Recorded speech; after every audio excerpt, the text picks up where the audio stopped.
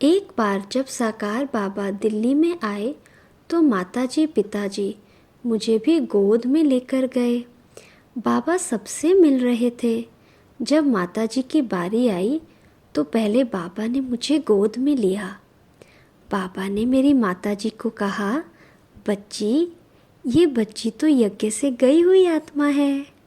आपके पास बाबा की अमानत है। बड़ी होकर यज्ञ की ही सेवा करेगी। जानी जाननहार बाबा ने ऐसी भाग्य की रेखा खींच दी जो बचपन से ही बहनों के साथ सेवा केंद्र पर ही रहकर पढ़ाई करी और ज्ञान वरदान रूप से सहज ही प्राप्त हुआ। पढ़ाई के पश्चात यज्ञ में समर्पित हुई।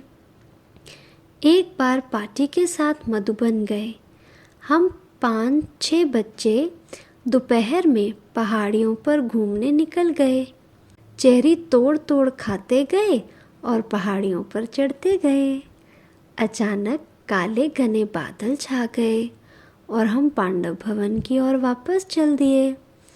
लेकिन रास्ते में ही खूब जोरदार बरसात शुरू हो गई और हम भीग गए।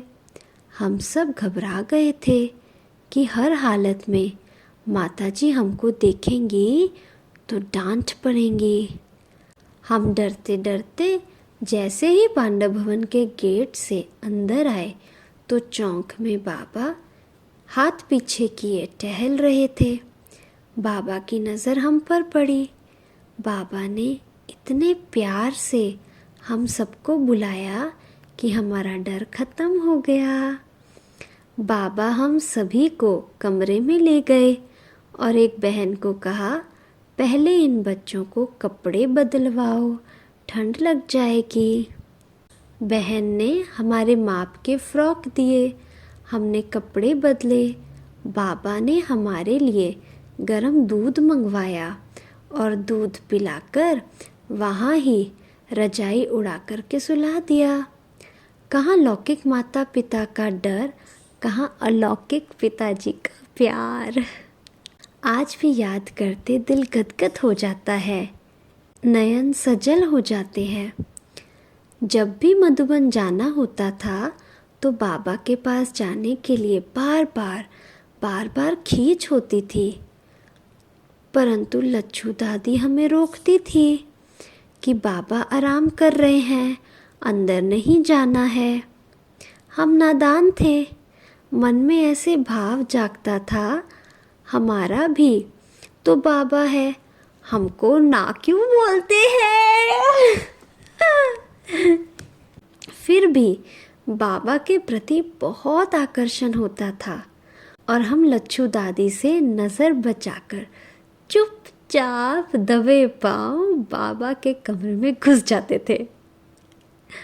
छोटे होते भी इतनी समझ ज़रूर थी कि बाबा को डिस्टर्ब नहीं करना है, बाबा के विश्राम में खलन न पहुँचे, इस बात का ध्यान रखते हुए जिस चारपाई पर बाबा विश्राम करते थे उसके नीचे बैठ जाते थे। आवाज़ नहीं करते थे।